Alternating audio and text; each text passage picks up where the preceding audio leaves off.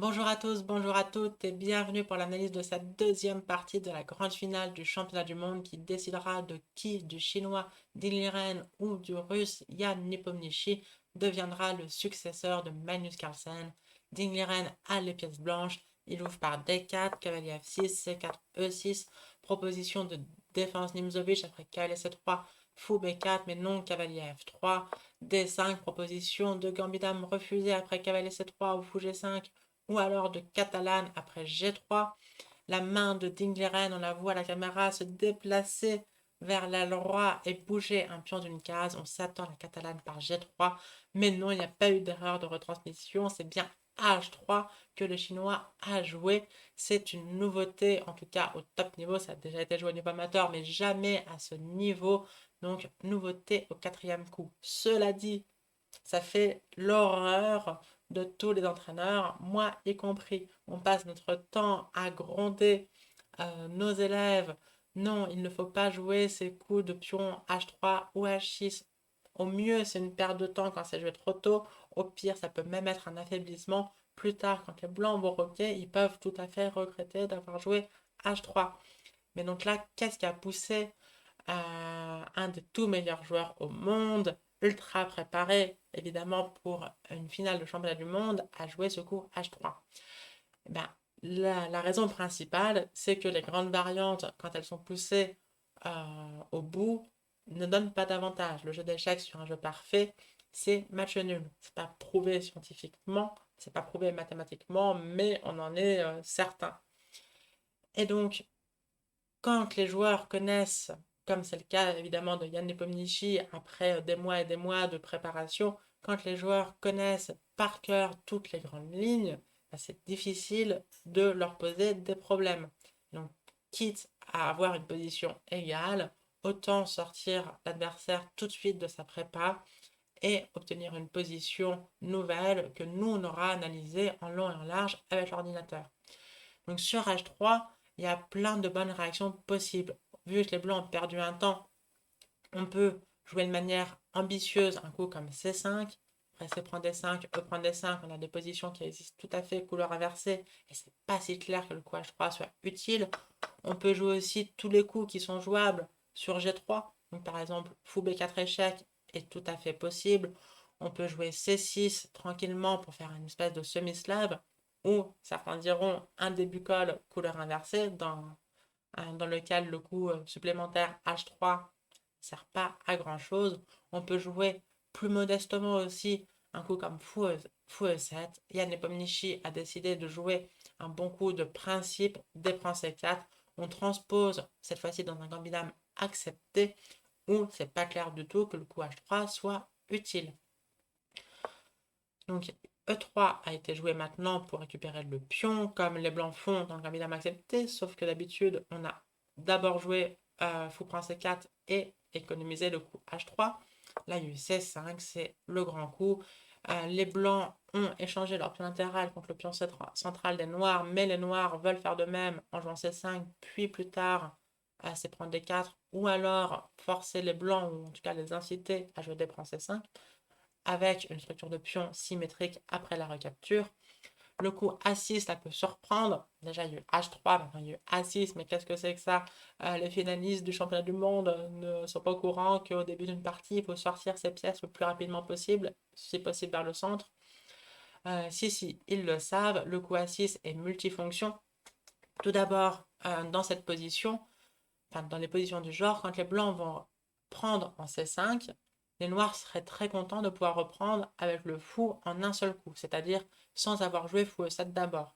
Si on joue ce fou trop tôt, les blancs pourront prendre et le fou devra recapturer après avoir perdu un temps. Donc il y a ce facteur. Il y a aussi le facteur qu'une fois en C5, le fou peut se faire attaquer et il peut être très content d'avoir la case de repli en A7. Donc le coup A6 peut servir à donner cette case de repli en A7 au fou F8. Et aussi, et de manière plus concrète, ce coup A6 prépare la poussée B5 qui va permettre de sortir ce fou en fianchetto. C'était pas très clair sinon où est-ce qu'il allait sortir, hein. On a le pion E6 depuis le deuxième coup de la partie, donc il ne peut pas sortir par là.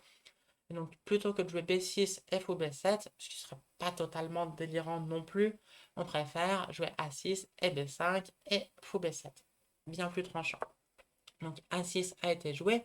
Rock, donc pour l'instant, Ding Liren enchaînait tous ses coups à tempo. Il était encore dans sa prépa, tandis que Yann Nepomniachtchi avait déjà dépensé beaucoup de temps, qui avait laissé 6 coups de développement, qui avait laissé 3 idem. Et B5 gagne un tempo sur le fou qui se replace en D3. Alors, c'est pas une gaffe, bien évidemment. On peut se rendre compte que les noirs attaquent 3 fois le pion D4 alors qu'il est protégé que 2 fois, mais après pion prend D4, ça va encore, mais ensuite sur pion prend D4, quel est pion D4 perd à cause d'une combinaison typique qu'on voit notamment aussi dans la défense française. Là, les blancs gagnent par quel prend D4 et dame prend D4 perdrait la dame. Après, fou prend B5, échec. Donc, on aurait pu s'arrêter à pion prend D4, pion prend D4 et jouer contre le pion isolé avec des coups comme fou B7, comme cavalier B4, comme fou E7 également. Mais bon, c'est des positions assez dynamiques. Il faut s'assurer aussi que les blancs, par exemple, n'ont pas de D5 rapide. Le coup H3 n'est pas forcément le plus utile, mais face à quelqu'un qui a préparé ses positions avec un ordinateur à environ 3700 Elo, on peut ne pas être totalement serein. En tous les cas, c'était possible, mais tout comme l'était le coup joué par Yann Nepomniachtchi fou B7, et là, Ding Liren a poursuivi à tempo par A4 pour forcer un affaiblissement et a posé au noir une grande question. On peut jouer avec C4. Ça a l'air assez tentant de construire cette chaîne de pions. Et puis on peut même se dire, bah attends, il bouge son fou, bah j'y vais, je joue B4. Après avoir forcé le fou à jouer plein de fois, je force le cavalier à rejouer, de aller sur une mauvaise case. Ça, c'est une majorité qui peut devenir un pion passé un jour. Il peut y avoir après cavalier bouge, dame D5, ça a l'air très tentant. Sauf que sur C4 tout de suite, les blancs ont un coin intermédiaire à prend B5. On n'est pas obligé de bouger le fou tout de suite. On contre-attaque sur le cavalier. Sur pion prend D3, pion prend C6, suivi de dame prend D3, gagne un pion. Donc A prend B5 est forcé. Tour prend A8. Stratégiquement, on aurait bien voulu jouer dame prend A8, mais c'est une énorme gaffe parce qu'après cavalier prend B5, on menace cavalier C7, échec, fourchette. Donc fou prend A8 est forcé. Maintenant, on peut bouger le fou, admettons en B1. Et là, c'est pas la même parce qu'il y a plus de pression sur ces pions. Donc l'ordinateur dit que ça va, mais on n'est toujours pas développé. Et donc c'était un peu tendu. P4, cavalier E4, ça va ressembler à la partie également, mais avec toute l'aile dame bien ouverte, dame A4 qui peut arriver, et le roi noir qui est toujours en E8. Donc C4 jouable mais dangereux. On pouvait aussi prendre en D4 tout de suite, mais en plus de prendre D4, il faut calculer à prendre B5. Donc, pas clair que ça soit si bon que ça pour les noirs. Le mieux, c'est le coup joué dans la partie par Nepo, à savoir B4. Sauf que là, le fou est encore en D3, donc le cavalier n'est pas obligé d'aller sur une case pathétique, dirons-nous. Il peut aller au centre 1 et 4, et c'était encore un coup qui fait partie de la préparation de Ding Liren. Et ça a l'air fort. Sur cavalier E4, on peut se dire, bah, par exemple, j'échange, parce qu'il y avait une pression sur le pion C5, j'échange en E4, je soulage la pression, mais le fou est très bien placé. Sur un coup comme fou E7, pour se développer, on peut prendre en C5. Sur fou prend C5 pour regagner le pion, petit coup de dame C2, avec une énorme pression. Par exemple, sur dame E7, fou D2, menace tour à C1 qui va gagner une pièce. On attaque tout simplement trop de fois le fou C5 qui ne peut pas jouer à cause du cavalier C6 derrière. Cette position est tout simplement avantageuse pour les blancs. Et donc, à la place de cavalier prend E4, Nepo a bien réfléchi et pris une décision aussi forte que brave. Il a joué le sacrifice de pion, cavalier A5, deux points d'exclamation. Là, c'est pas chess.com qui l'aimait, c'est moi qui l'aimais. Parce que ça sacrifie le pion C5, alors que Ding Liren avait pour l'instant tout joué à tempo et donc était a priori dans sa prépa. Donc on peut se demander, mais comment est-ce que Nepo en est venu à jouer cavalier à 5. C'est là que c'est bien de connaître ces classiques, hein. Euh, le 9, c'est souvent que du vieux remis au goût du jour. Et donc, je vais vous montrer une partie de Alexander Alekhine avec les pièces blanches face à Nikolai Grigoriev avec les pièces noires. Des 4, des 5, c'est 4, 6. Donc, c'est un ordre de coups différent, une position totalement symétrique dans laquelle les deux camps attendent que l'autre joue le fou pour pouvoir prendre un C4 après avoir fait perdre un temps au fou qui recapture le pion. Donc là, le grand coup, c'est A3. Fou prend, déprend C4 est jouable, mais le fou reprend sans avoir perdu de temps. A6, même genre d'idée. B5, on voit que ça ressemble. A4, B4, cavalier E4. Et qu'est-ce qu'on se rend compte? C'est exactement la même position que la partie jouée plus d'un siècle plus tôt. La partie a eu lieu en 1921 et dans cette position qu'a joué Nikolai Grigoriev, l'excellent coup cavalier A5. Et Alexander Alekhine, le futur champion du monde en 1921, c'était encore Capablanca qui l'était, qui venait de l'Inde d'ailleurs, avait répondu qu'elle allait prendre C5, jouant avec un pion de plus, mais les noirs ont des compensations. On va réaliser cette position avec le coup H3 inclus, comme dans la partie du championnat du monde qui nous intéresse. Donc tout ça pour dire que cette idée existait depuis au moins 100 ans. Donc les commentateurs se sont extasiés sur le coup cavalier A5, moi y compris, c'est un excellent coup, c'est brave, mais en fait c'était un thème qu'il est probable que Yann Nepomniachtchi ait vu depuis longtemps, parce que comme tout joueur russe de ce niveau, il connaît ses classiques. Donc cavalier A5, excellente idée. Il faut voir ce qui se passe sur Calais prend C5, accepte le pion de plus. Fou prend C5, D prend C5. Et ici, il y a plusieurs possibilités. On peut jouer par exemple cavalier D7 qui met la pression sur le pion C5 qui certes est supplémentaire mais n'est pas très serein. Euh, Mon idée préférée, évidemment suggérée par l'ordinateur, c'est de jouer le coup positionnel fou E4 pour enlever la paire de fou au blanc et jouer une position avec bon cavalier contre mauvais fou. On voit que dans cette position, les noirs menacent de regagner leur pion. Ils menacent aussi, et peut-être surtout, des coups comme cavalier B3. Et le fou en C1 est assez pitoyable. Donc cavalier prend C5 était, cela dit, quand même le meilleur coup. Mais donc dans cette position, Ding Liren a réfléchi plus d'une demi-heure. Et d'ailleurs, il a réfléchi de manière assez étrange depuis la salle de repos et non pas face à l'échiquier. Il est parvenu se rasseoir tout de suite.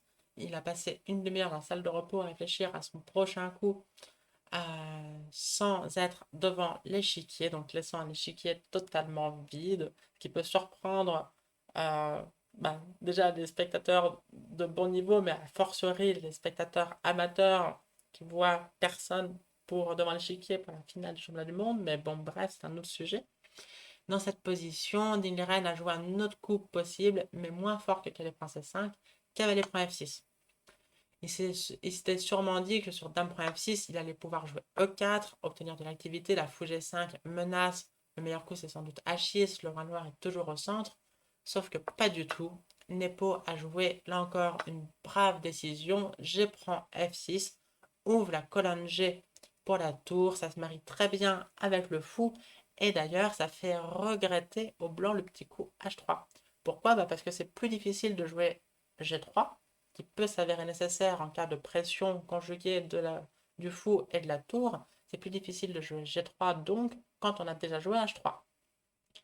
Comme je le dis à mes élèves, le coup H3 peut être au mieux une perte de temps, au pire un affaiblissement. Donc là en fait je suis contente que les blancs maintenant regrettent leur coup H3, même si c'était une idée très originale, très créative. Et je suis sûre que les secondants de Liren avaient bien bossé, qu'il y avait plein de pièges que Nepo a dû éviter, plein de variantes dans lesquelles le coup H3 aurait pu être justifié par un G4 par exemple, ou par un fou qui vient en F4 et qui se retrouve avec une case de repli en H2, etc. Ce genre d'idée. Là, ça s'avère plus qu'une perte de temps, un affaiblissement. Donc j'ai pris F6, excellent coup. Et Ding Liren a joué E4, qui est une erreur. On va vite voir pourquoi. Donc le plan des noirs, c'est clair, c'est d'attaquer le roi blanc qui a donné son adresse tout de suite. Mais que vont faire les noirs de leur roi? A priori, pas petit roc, ça c'est clair. Le laisser au centre, ça peut être dangereux, donc plutôt un grand roc. Sachant ça, il faut absolument ouvrir la position. Donc là, E4, c'est très bien pour mettre un pion au centre. Déjà, aussi couper l'action du fou des noirs en fianchetto et libérer aussi ce fou. Mais il faut d'abord jouer d prend c5. Donc, le bon coup, c'était d prend c5. Et par exemple, sur fou prend c5, là E4. Là, oui, avec une position chaotique.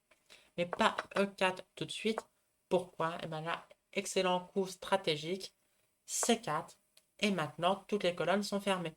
On voit que toutes les colonnes de l'aile roi et du centre ont des pions devant elle, enfin sur elle plutôt.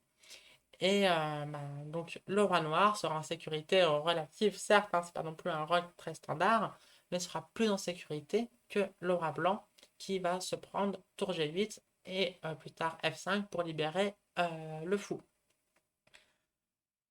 Donc il faut bouger le fou, il faut le bouger de manière à continuer à protéger le pion E4, donc il n'y a que deux cases pour ça. Fou B1, c'est très mauvais parce qu'il y a cavalier B3 et le piteux tour A2 est forcé et la tour ne va jamais rejouer. Fou E2, ça perd le pion E4, donc pas le choix. Par élimination, on joue fou C2. Et dans cette position, on peut se dire, mais attends, je fais B3 et je le force à jouer fou B1. Sauf que B3, c'est pas forcément si bien parce que maintenant, par exemple, en 4 dame C7, on va jouer fou D2. Là, c'est assez clair qu'on veut le fou en C3. On va pouvoir bien bloquer cette structure, profiter de cette case faible maintenant et peut-être même plus tard ouvrir le centre par D5. A noter aussi que le cavalier A5 peut se retrouver en danger après un petit coup de dame E1 qui l'attaque et qu'elle est C6, D5 plus tard. Donc sur B3 tout de suite, c'est assez clair que les blancs vont jouer avec fou D2.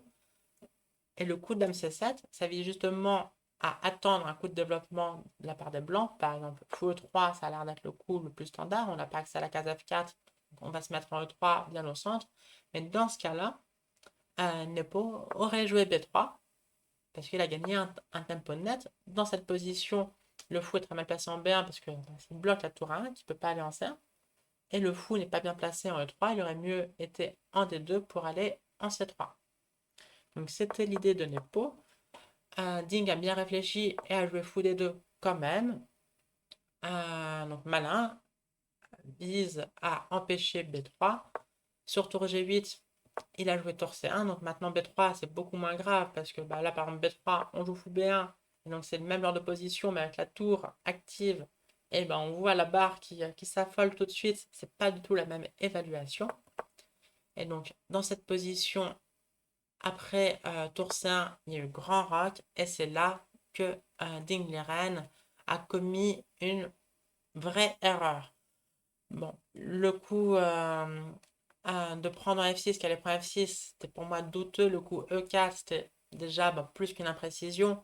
Mais le prochain coup va lui donner une position perdante maintenant. Il a joué fou D3. Il y a des idées. En fait, le prochain coup des noirs, maintenant qu'ils ont roqué, ça sera de jouer F5. Sur un coup, par exemple, comme roi H1, pour éviter d'être en face de la tour, malheureusement, ça n'évite pas d'être dans cette diagonale, dans la continuité de cette diagonale. Donc roi H1 peut s'envisager, mais les noirs font F5. Par exemple, sur pion prend F5, il y a un joli petit coup, tour prend D4, gagne le pion central, cloue le fou, active la tour. Évidemment, cette tour n'est pas prenable, parce que sur K, elle prend D4, c'est fou prend G2, échec, et mat au prochain. Enfin, c'est pas encore tout de suite mat au prochain coup, mais au suivant. Bref. Donc tour prend D4 avec une position gagnante. Tout ça pour dire que F5, c'est une vraie menace. Sur un coup comme Dame E1, pour attaquer le pion B4, vraiment mettre la pression dessus, et puis derrière c'est le cavalier A5, donc B3 n'est pas possible. On se dit qu'il faut protéger le pion avec dame B6, là, fou D3 serait très bon, parce que on menace de gagner le pion C4 et on va le gagner. Il est cloué, donc, donc les blancs gagnent un pion et la partie derrière, enfin, en tout cas, c'est bien avantageux pour eux. Mais sur dame E1, fou prend B4, c'est pas une si grosse menace que ça. Et donc, Nepo, à n'en pas douter, aurait joué F5, là encore. Pour ouvrir tout sur fou prend B4, on va se venger après fou prend B4, dame prend B4 sur le pion E4. F prend E4, attaque le cavalier. Derrière, le pion D4 peut être pris par la tour, avec une position gagnante pour les noirs. D'après l'ordi, sur F5, le mieux c'est de jouer fou G5. Et là, on peut donner la qualité, alors pas par tour prend G5, mais encore par tour prend D4. Ça rappelle ce qu'on vient de voir, cavalier prend D4, pardon, tour prend G5, avec un pion pour la qualité. Le pion, il est en C4. Alors, certes, c'est un pion devant le roi noir, mais ça peut avancer vite, hein. C'est une vraie majorité qui peut se transformer en pion passé, qui peut se transformer en dame. Il y a toujours cette histoire de l'action conjuguée de la tour et du fou en direction du pion G2 et donc du roi blanc. On voit aussi que, comme souvent, on regrette là, de ne pas pouvoir jouer G3 puisque ce serait trop affaiblissant. Bref, cette position est largement avantageuse pour les noirs. C'était déjà une position critique, mais le coup fou d3 est très mauvais. Cela dit, l'idée c'est d'empêcher F5. Pourquoi maintenant sur F5, les blancs gagnent par fou prend C4, cavalier prend C4 et dame B3, mais la pression sur la pièce clouée, sur le cavalier cloué, et le problème c'est que cavalier prend D2 attaque la dame, c'est tour prend dame sur échec. Donc les noirs n'ont pas le temps de reprendre la dame blanche, roi prend C7, cavalier prend D2, avec un avantage matériel décisif pour les blancs. Donc évidemment, après fou D3, Nepo n'est pas tombé dans ce piège grossier, n'a pas joué le coup F5 qui stratégiquement est ce qu'on a envie de faire, mais qui perd tactiquement de manière assez simple après fou prend C4.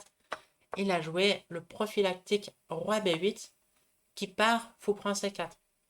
Et donc en fait, fou D3 n'a servi strictement à rien. Alors pourquoi ça perd fou prend C4? On va le voir. Sur cavalier prend C4 maintenant, si on se dit tout d'abord B3, le cavalier est cloué, il ne peut pas jouer, et si, parce que c'est un clouage relatif. Pourquoi relatif? Derrière le cavalier, c'est pas le roi, ce n'est que la dame. Donc le cavalier peut bouger, en l'occurrence aller en B2, contre-attaquer sur la dame blanche, et tour prend C7 n'est plus avec échec. Donc là, cavalier prend D1, et les noirs sont gagnants. Et si on bouge la dame, les noirs bougent la leur, et ils ont toujours une pièce de plus. Alors certes, le cavalier en B2, il fait pas trop le malin, mais c'est une pièce de plus. Donc c'est gagnant. Donc B3 perd. On peut se dire, dame B3. Tout à l'heure, c'était le coup qui gagnait. Sauf que là, ça perd, parce qu'après qu'elle est prend D2, on contre-attaque sur la dame, et tour prend C7 ne fait plus échec. Donc elle est prend B3, abandon. Et dame 2 n'est guère mieux. Sur dame 2, le plus simple, c'est de défendre le cavalier avec la tour. Maintenant, il peut y avoir B3. Il n'y a plus de cavalier B2, certes, mais on a déjà une pièce de plus. On peut sacrifier la dame contre beaucoup de matériel. On prend le fou. Les blancs prennent la dame sans faire échec, donc les noirs prennent en F3 intermédiaire. Dame prend F3, tour prend C7. Bilan, les noirs ont une tour et deux fous contre une dame. Et c'est gagnant. Contre une dame et un pion, même deux pions là, sauf que on repère E4. Et avec tour et deux pièces contre dame et pion, les noirs sont matériellement totalement gagnants. De manière générale, trois pièces contre une seule, fût-elle la dame, c'est toujours avantageux pour les trois pièces. Là, l'attaque persiste.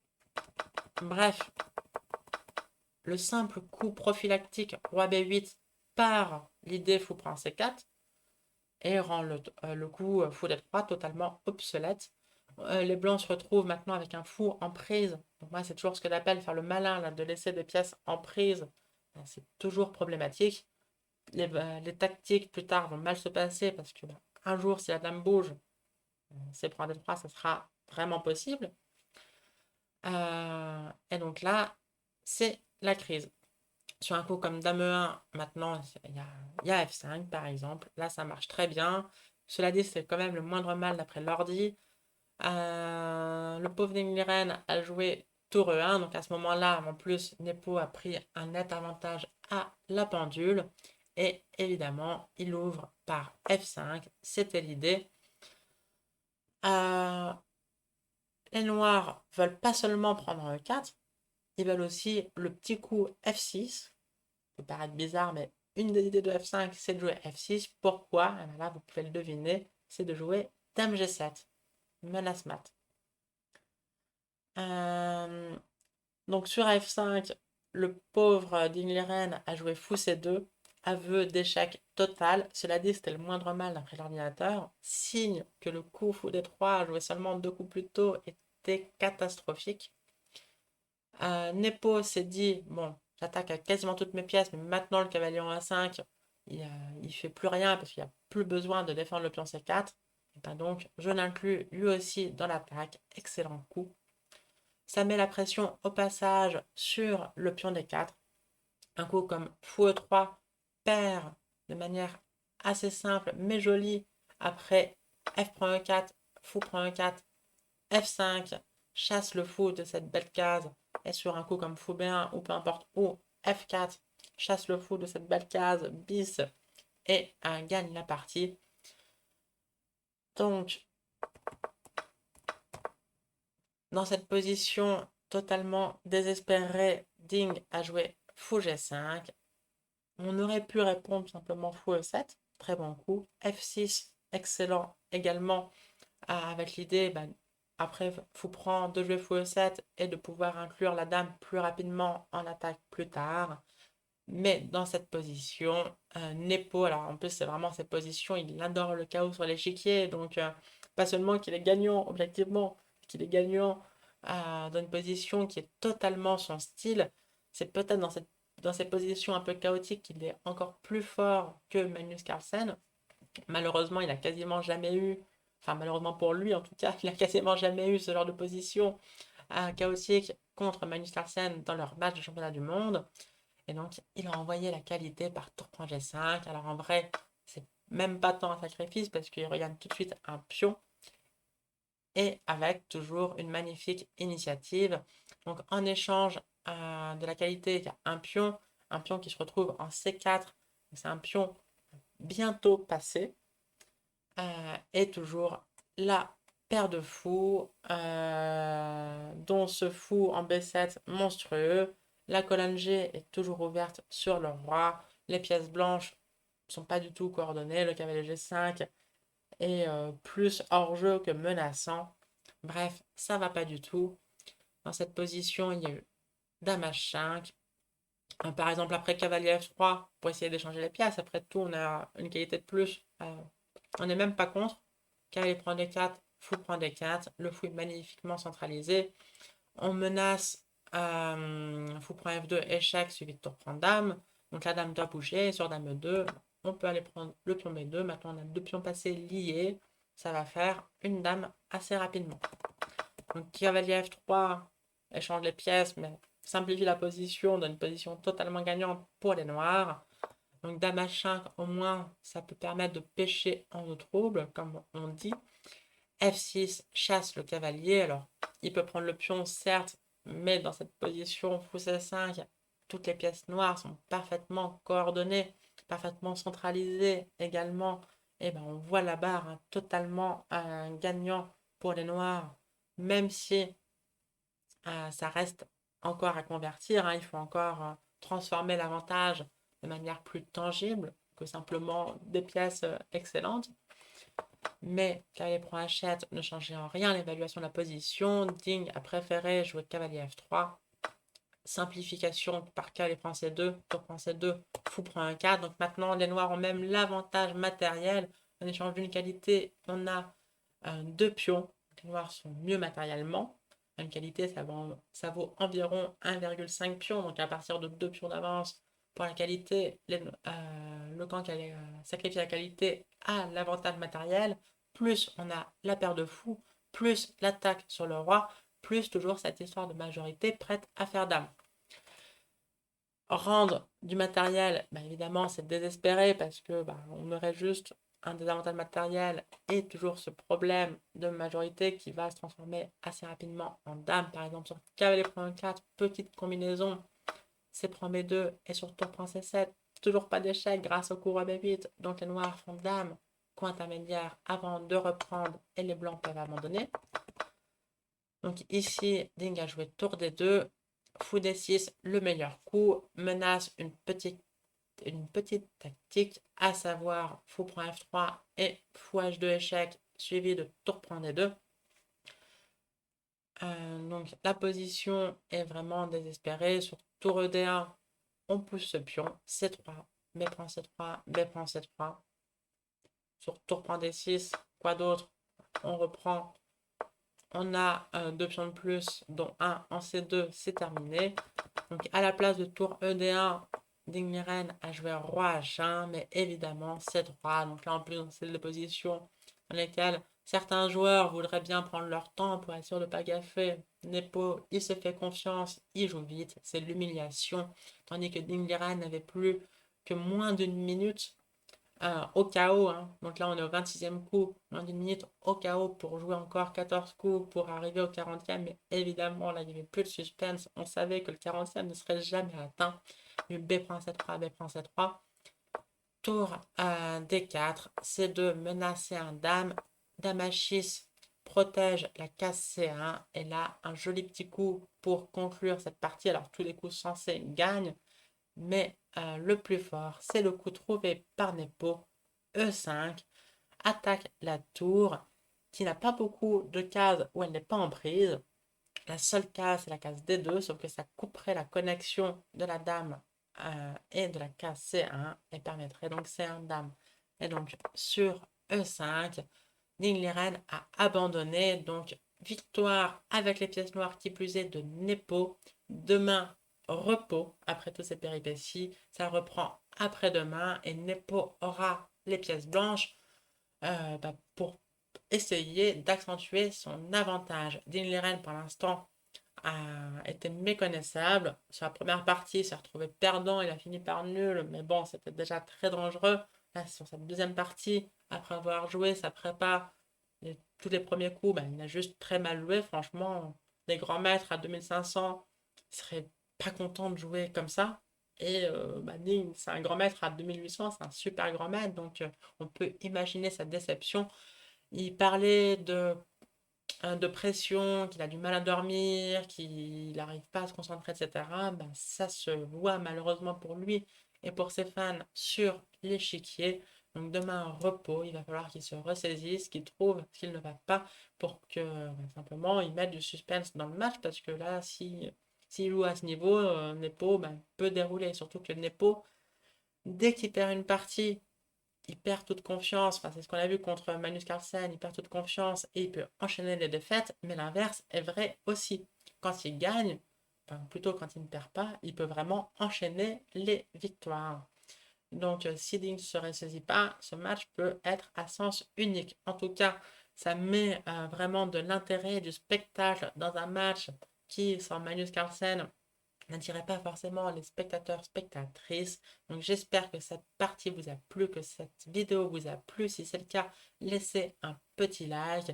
Si vous voulez m'encourager à faire toutes ces vidéos, vous pouvez signaler votre encouragement, votre soutien par un petit don sur Tipeee ou à défaut par un commentaire sympa. C'est toujours bon à prendre et ça me fait toujours plaisir. Et sur ce, je vous souhaite une belle fin de journée ou une belle fin de soirée. À bientôt. Ciao.